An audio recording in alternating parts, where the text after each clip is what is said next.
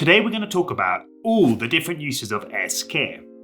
And seriously guys, this is a phrase that's going to help you massively level up your Spanish. Sí, y también les vamos a hablar de ciertas circunstancias en las que seguramente vas a querer utilizar es que, pero definitivamente no deberías. Let's get into it. Okay, we're going to talk about the easiest use of es que first. And we'll get onto some of its more interesting nuances a bit later on in the video. Y para que de verdad entiendan cómo se usa, les vamos a dar unas conversaciones cortitas y tú vas a tener que elegir cómo se usa. ¿Listos? ¿Por qué no vas a salir? Es que está lloviendo. ¿Por qué no fueron a la fiesta? Es que teníamos mucho trabajo. Okay, which statement do you think best explains how es que is used in these examples? Number 1, to accept an invitation. Number 2, to introduce a condition. And number 3, to provide an explanation. We'll give you 10 seconds to decide.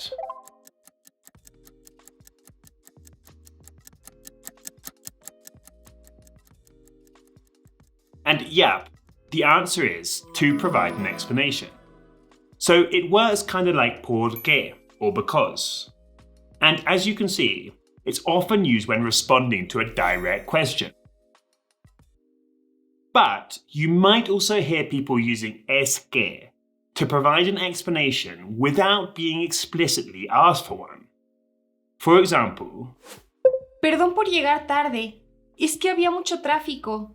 which would translate to, sorry for arriving late, the traffic was really bad.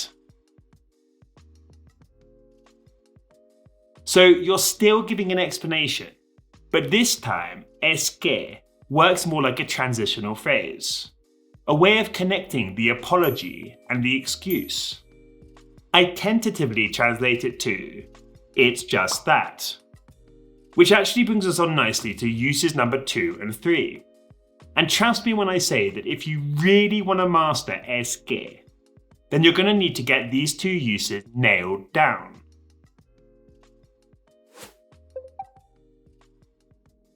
So uses 2 and 3 are a bit more nuanced. And if I'm being completely honest, it took me quite a long time, in fact a very long time, to pick up on them. Because, well, it's not actually that obvious to us English speakers why exactly it's being used. Sí, es un poquito más difícil, pero seguramente vas a sonar mucho más nativo. Por ejemplo, nosotros lo utilizamos cuando queremos amortiguar una opinión. O sea, cuando no queremos ser tan directos con algo. Yeah, so you can think of es que as a kind of linguistic cushion. For example, maybe you're a bit hesitant about a plan. Or I don't know, maybe you just disagree with an opinion. Well, you can use es que to kind of soften the blow. Let's have a quick look at some examples. Es que, pensándolo bien, quizás no sea la mejor idea. It's just that, thinking about it, maybe it's not the best idea. Es que no estoy muy de acuerdo. It's just that I don't really agree. So, as you can see, in both sentences the speaker is hesitant or reluctant about something and uses es que to soften the blow. In this sense, it's kind of similar to the English, it's just that.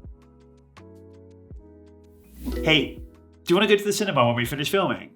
No, es que tengo mucho trabajo. Pero bueno, mejor sigamos con el tercer uso de es que además a mí me parece que es el más útil. Y no se sientan mal por Rupert, porfa, porque fuimos anoche al cine y también la noche anterior. Yeah, it's true. Anyway, guys, you know the drill.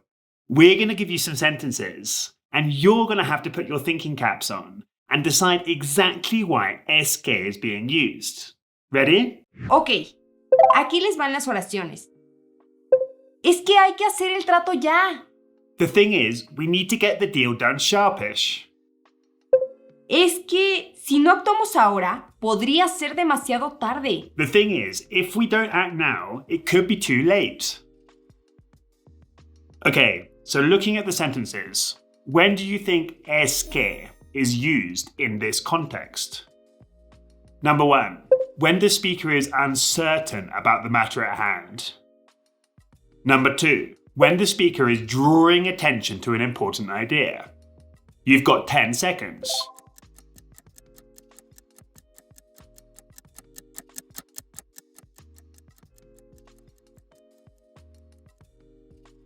And yep, it's the second one. Es que is often used to draw the listener's attention to an important idea. In this sense, it's a bit like the English phrase, the thing is. Anyway, now you know exactly how to use es que. Just a quick word of warning.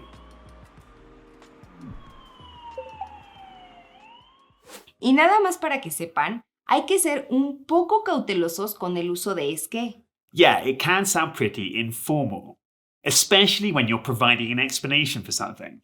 Sí, por ejemplo, si tu jefe te dice, ¿por qué no terminaste el proyecto a tiempo, Rupert? No vas a responder o no deberías responder con un es que tuve un contratiempo o es que no me dio tiempo. Sería mucho más correcto que le respondas con un disculpa más un verbo. Yeah, so if you're in a formal environment and you make a mistake with something, it's not normally a good idea to preface your explanation with es que, especially if it's something important. That's not to say that you won't hear it in the office or during meetings. But when providing an explanation for something, it can sound a bit blasé. So just watch out for that. Y ya que tenemos todo claro, ¿están listos para la prueba final? You're a bona fide SK master if you get them all right. Okay, for the following examples, you need to try to decide whether SK is being used to provide an explanation, as a softener, or to highlight an important point. Ready? Número 1. Es que quizás deberíamos de pensar en otras opciones. Which means, it's just that maybe we should consider other options. We'll give you 10 seconds to decide.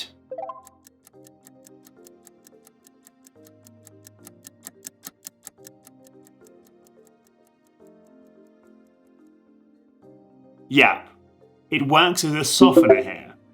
The speaker is using es que to politely say that he doesn't like any of the offers currently on the table. Número 2. Es que es la mejor opción y por mucho. It's the best option by miles. We'll give you 10 seconds.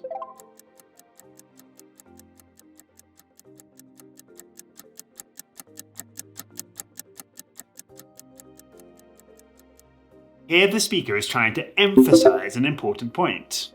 The fact that one of the options is way better than the others. Y finalmente, número 3. And this time you need to replace a word with es que. ¿Por qué nada más comes ensalada? Porque quiero ser más saludable. 10 seconds, guys.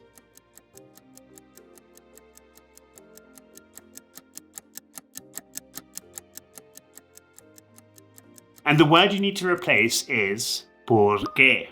Es que quiero ser más saludable. And yeah, here you're providing an explanation to a direct question. Really well done if you got them all right.